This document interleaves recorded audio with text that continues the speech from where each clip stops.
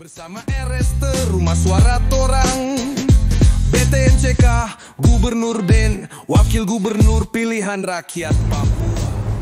Selamat sore, jumpa lagi bersama kami di sini dalam podcast Rumah Suara Torang. Suara Torang, suara BTMCK. Saudara semua, Tabi Sereri, Provinsi Papua, di mana saja berada. Pada kesempatan ini kita akan membahas atau berbincang-bincang dengan ketempu kakak cantik satu ini yang ada sudah datang di kita punya studio. Kakak Laila, juru bicara BTMCK, juga adalah aktivis perempuan, tapi lebih jelasnya nanti kita tanya perkenalan. Pada kesempatan ini kita akan membedah sedikit visi misi dan konsep kebijakan BTMCK, khususnya dari bidang pemberdayaan perempuan, pemberdayaan ekonomi kerakyatan, dan melihat bagaimana luasnya lautan biru Tabi Sereri untuk pengembangan sumber daya kemaritiman dan pemberdayaan lagi kembali masyarakat nelayan yang ada di Tabi dan Sereri. Kita akan masuk dalam diskusi kita. Sebelumnya kita perkenalkan dulu. Ibu Laila bisa perkenalkan diri. Panggilan ibu atau apa ini? Laila saja. Laila saja.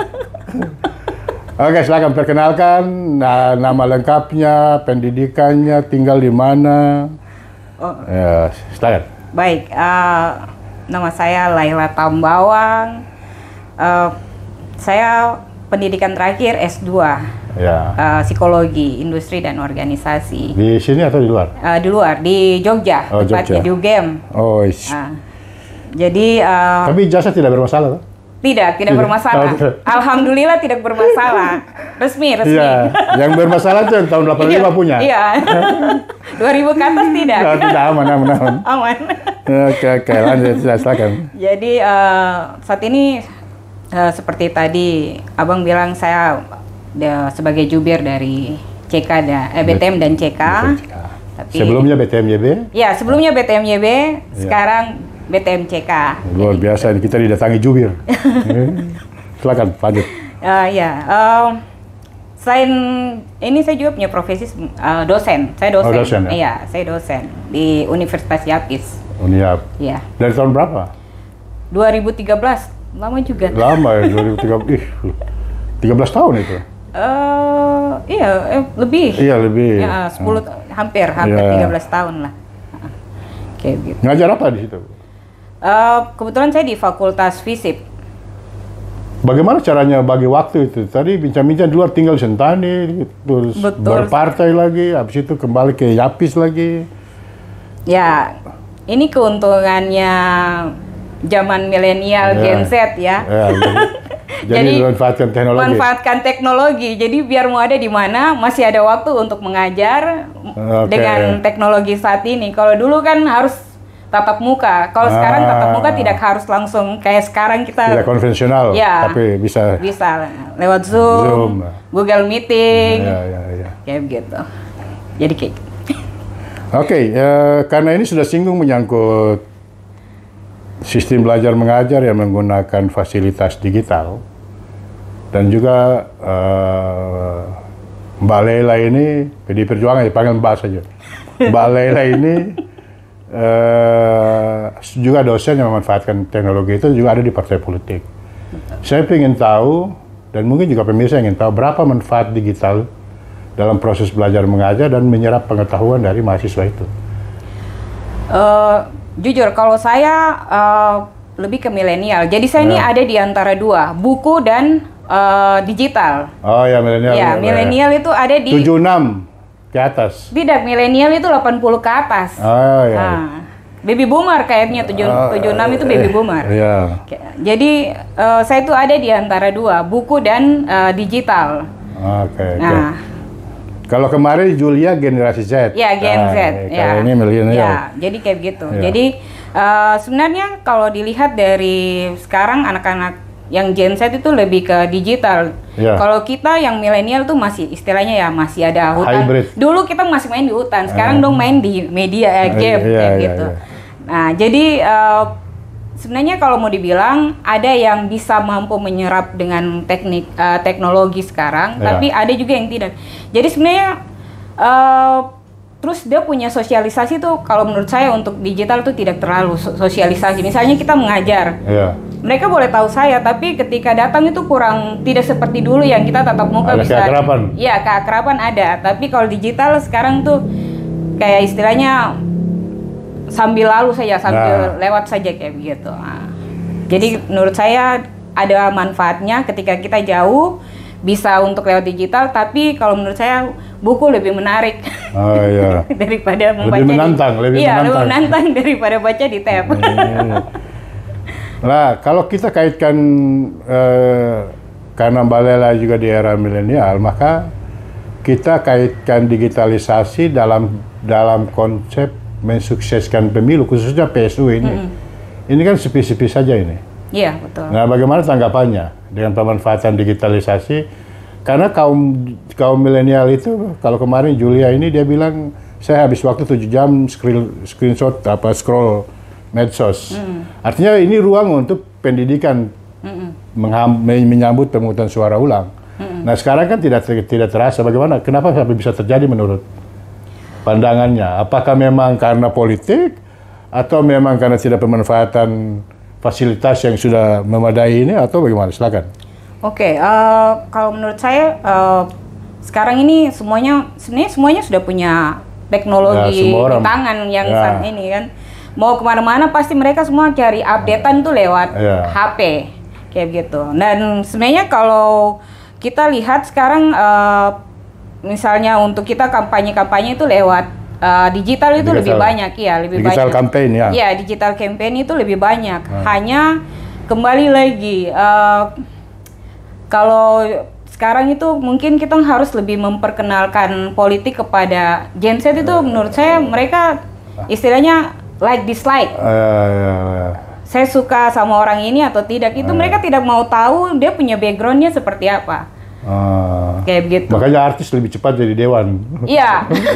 Artis lebih cepat jadi kepala daerah. Tidak melihat dia bahwa casing. Iya, lihat casingnya. Dia tidak melihat dia punya ke belakangnya. Dia punya rekam jejaknya seperti apa. Apakah dia mampu nanti atau tidak kayak gitu. Nah, ini yang diberikan melalui digital ini campaign.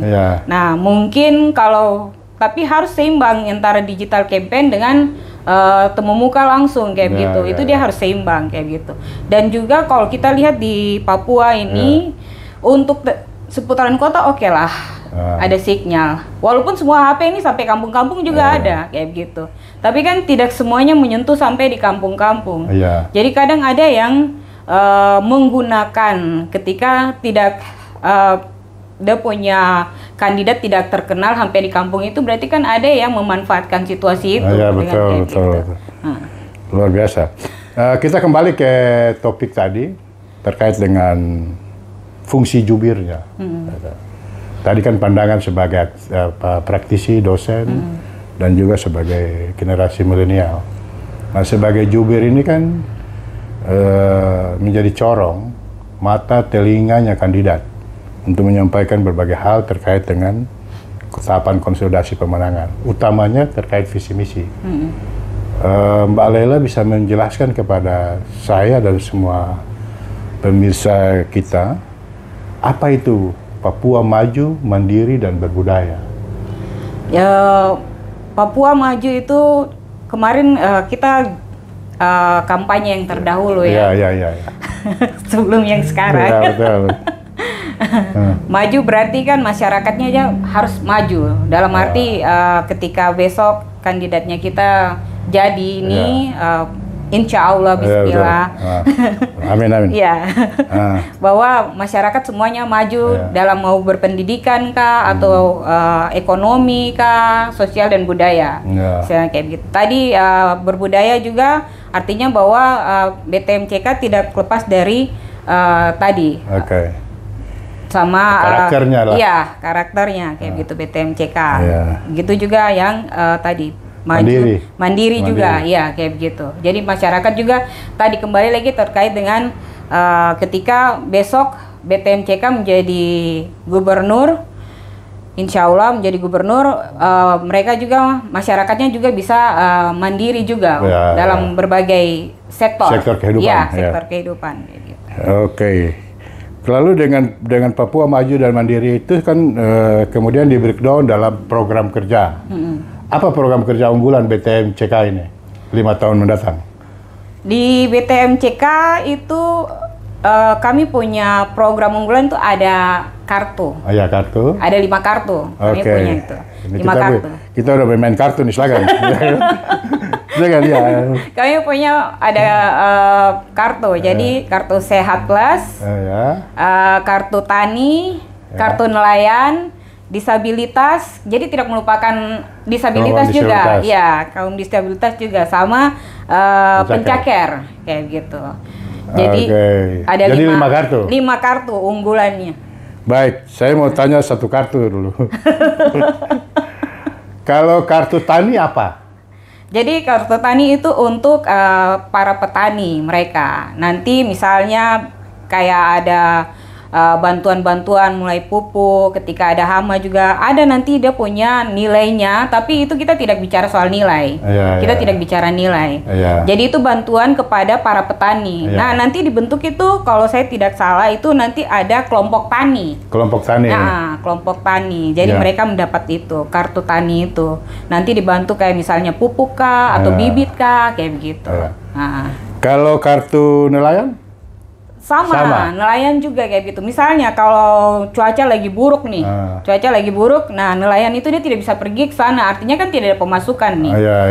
Berarti kan dia bisa lewat kartu itu dia, tapi nilainya juga sama. Kita tidak membicara tentang nilai di dalam kartu itu. Tidak ada nominal di situ. Nominalnya belum. Tetapi belum diputuskan. Kondisional. Iya. Kayak gitu. Kalau kartu di pencaker.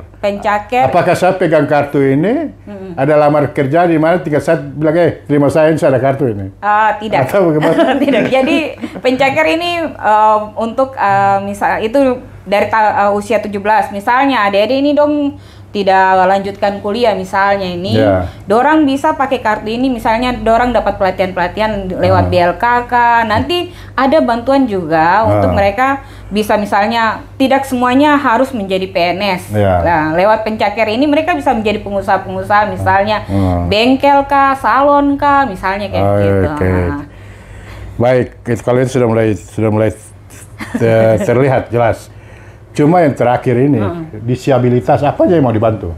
Jadi sama, teman-teman disabilitas itu, mereka kan disabilitas butuh alat bantu gitu ya? Mereka sebenarnya disabilitas ini sebenarnya orang-orang yang tidak ingin dikasihani. Ya kan, tidak ingin dikasihani. Mereka mau itu ada bantuan, misalnya mereka juga mendapat tempat kerja, dalam arti mungkin bengkel dari disabilitas. Misalnya ada kekhususan untuk padat karya lah. Iya, jadi mereka yang buat, mereka punya kursi disabilitas sendiri, mereka yang buat, karena kan selama ini bantuan disabilitas itu tidak tepat sasaran. Kayak begitu. Baik, ini 5 kartu sakti yang kita punya, yang dimiliki oleh BTMCK. Ada pertanyaan begini, apakah 5 kartu itu hanya untuk orang asli Papua, atau juga non-OAP juga?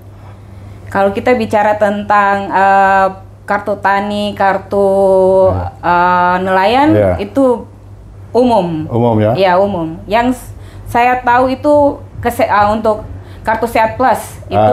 Kartu Sehat Plus. Kartu Sehat Plus itu lebih ke OAP. Iya, kayak gitu. Tetapi yang lain itu umum. Baik, itu pemirsa podcast Rumah Suara Toran di mana saja berada dan bersaudara di Tabi dan Sereri. Dalam kebijakan BTMCK 5 tahun mendatang sebagaimana yang dijelaskan, kita memiliki 5 kartu yang kalau tidak kita manfaatkan secara baik, yang kita punya, jadi kartu ini dalam pengertian saya, dia bisa menjadi alat kontrol dan kontrak politik antara rakyat dengan pemimpinnya, dengan pemimpin dengan rakyatnya. Yang saya mau tanya, semua orang dapat kartu kah? Jadi bagaimana caranya mendapatkan kartu itu? Kembali lagi, besok itu harus ada pendataan yang baik dulu, sesuai dengan domisilinya harus di Papua, berKTP Papua, semuanya harus didata baik, baru mereka yang sudah terdata itu yang berhak mendapat kartu-kartu tersebut. Nah, ini pertanyaannya agak masuk ini. apakah semua yang memilih BTM mendapat kartu itu, dan ataukah yang tidak memilih juga mendapatkan? Khawatirnya yang mendapatkan justru orang yang tidak memilih lebih banyak. Bagaimana caranya mendatain dia? Mendata. Karena ini kan program untuk semua. Jadi untuk tidak semua. membeda-bedakan. Tidak membeda-bedakan. Mau pilih kah, tidak pilih kah? Tidak kah? Ketika BTMCK jadi gubernur Papua, artinya itu adalah hak seluruh ya masyarakat luar yang biasa ada di Papua. ini. Tapi kamu pilih supaya nama di nomor atas. Kalau terpilih itu nama di bawah. Meskipun semua punya hak, tapi namanya pembangunan itu ada skala prioritas, begitu. Jadi tunggu apa lagi? Segera tentukan pilihan pada tanggal 6 Agustus 2025 datang. Jangan pindah ke lain hati, tetap di nomor 1 BTMCK. Nanti kita lanjutkan, cut dulu. Ya, sobat Rumah Suara Torang di mana saja berada, selain program 5 kartu sakti tadi, BTMCK juga punya program unggulan yang merupakan kebijakan juga yang kedepannya akan mendukung program kebijakan nasional, yang juga menjadi program dari pemberdayaan atau budidaya makanan lokal sebagai makanan bergizi bagi masyarakat Papua ke depannya. Jadi kita tidak selalu mengandalkan makanan-makanan kemasan atau makanan-makanan yang siap saji. Mbak Lela, bisa jelaskan kepada kami program BTMCK tentang makanan sehat bergizi, lalu ada juga makanan sehat bergizi ala Kitorang. Itu maksudnya apa? Oke, jadi program makanan sehat ini kan sebenarnya program nasional yang BTMCK mendukung secara nasional. Kami mendukung untuk program ini terlaksana di Papua. Nah, jadi tidak benar itu Papua tidak mendukung program MBG makanan bergizi gratis. Kami sudah pernah melakukan uji lapangan dulu kayak gitu pada anak-anak di sekolah kayak gitu, dan mereka sangat welcome sekali dan anak-anak sangat senang dengan program nasional ini gitu. Nah, jadi kalau bicara tentang ala Kitorang itu sebenarnya juga salah satu program dari BTMCK untuk mendukung tentang kearifan lokal di ketahanan pangan lokal di Papua kayak gitu. Jadi dikombinkan antara nasional dengan daerah kayak gitu. Nah itu programnya setiap bulan, setiap minggu atau bagaimana program pelaksanaannya? Jadi disesuaikan dengan jadi ini kan sebenarnya nasional, dana nasional yang nanti akan dibantu, disinkronisasi lah. Disinkronisasikan kayak gitu ya. Jadi sesuai dengan kalau setahu saya sekarang tuh tidak setiap hari, tapi mungkin ada hari-hari tertentu kayak gitu. Jadi menunya dikhususkan ala Kitorang. Kalau di Jawa kan nasi putih, tahu. Tahu, tempe. Kalau sini keladi dan teman-temannya. Ya, keladi dan teman-temannya, sayur, pokoknya sayur-sayur lokal lah. Kayak macam mungkin kangkung paya kah, atau mungkin sayur bayam, atau sayur apa lagi, sayur lilin kah.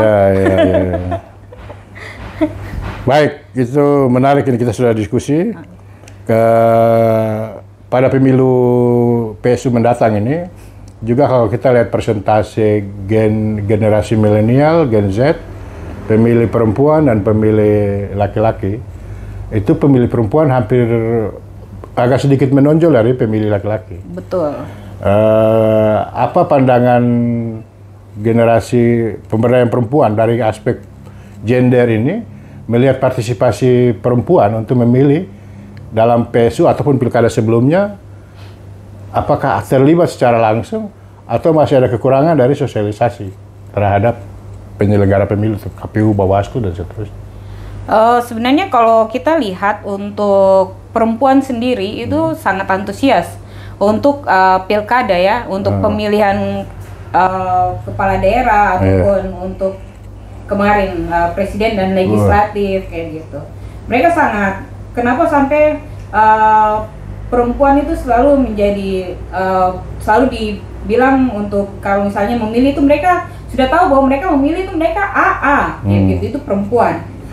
Jadi dia tidak akan pindah-pindah lagi, kayak pindah ke lain hati kayak gitu. Nah, jadi kalau saya melihat bahwa pemilih perempuan itu ya tadi seperti abang bilang bahwa lebih banyak daripada presentasinya lebih banyak daripada laki-laki. Jadi kalau saya untuk pemilih perempuan mereka lebih banyak daripada untuk ke PSTPS ya. Iya, terkait dengan perempuan ini kan ada kata bijak yang sudah umum lah. Suksesnya seorang pria tergantung wanita hebat di belakangnya. Betul. Bagaimana pemberdayaan perempuan dalam konsep BTMCK ketika terpilih nanti? Karena ibu-ibu ini ketemu mama-mama masih ada di pinggiran-pinggiran, di usaha-usaha kaki lima, bahkan kalau kita ke Jayapura masih ada jual-jual matoa dengan apa adanya, pinang apa adanya. Bagaimana tanggapan Mbak Lela melihat hal itu?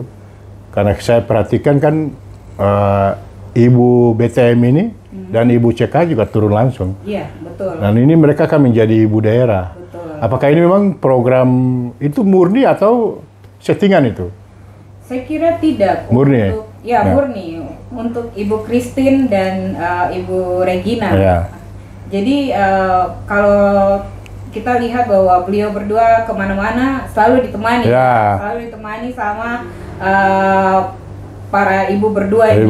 Ya, kemana-mana selalu ditemani. Pak Ben Hurtomi Manu ditemani oleh Ibu Christine, Pak Karma juga begitu sama ditemani oleh Ibu Regina.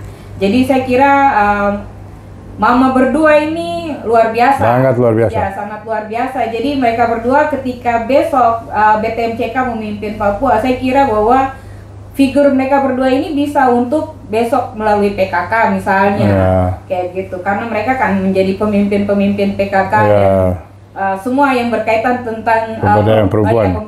Perempuan dan anak. Ya, perempuan dan anak, kayak gitu. Saya kira pasti besok posyandu juga mungkin akan hidup. Iya, hidup kembali kayak gitu. Karena beliau berdua ini adalah sosok orang tua yang luar biasa untuk membantu memimpin Papua melalui BTMCK gitu, ya, sebagai pendamping yang sangat luar biasa. Saya kira pasti mama di pinggir-pinggir ini pasti sangat senang juga karena dua orang ini adalah sosok perempuan Papua yang luar biasa juga. Dan sudah teruji. Iya. Kenapa sudah teruji? Ibu CK, Ibu Regina ini pernah mendampingi beliau menjadi Sekda Papua, menjadi Gubernur Papua, PJ waktu itu, dan Wakil Gubernur. Kalau Ibu Christine, Ibu Mano, malah pernah menjadi anggota DPR. Bisa kelola di depan, bisa juga di belakang layar. Ini multifungsi. Bahkan tidak ada yang kecewa ketika bersama-sama dengan Pak BTM, 2 periode memimpin wali kota Jayapura. Orang tidak bilang bahwa kita orang di Papua ini kan hal begitu dia sangat sensitif. Iya. Kita pikir tapi mama macam muka bangka kan. Begitu-begitu. Nah, bagi ibu dua ini sepanjang saya di Jayapura dari zamannya Pak Karma masih jabat aktif itu, saya kebetulan ketua tim beliau waktu 2005. 2005 itu beliau dengan Donatus Mote, saya waktu itu ketua tim di Kota Jayapura.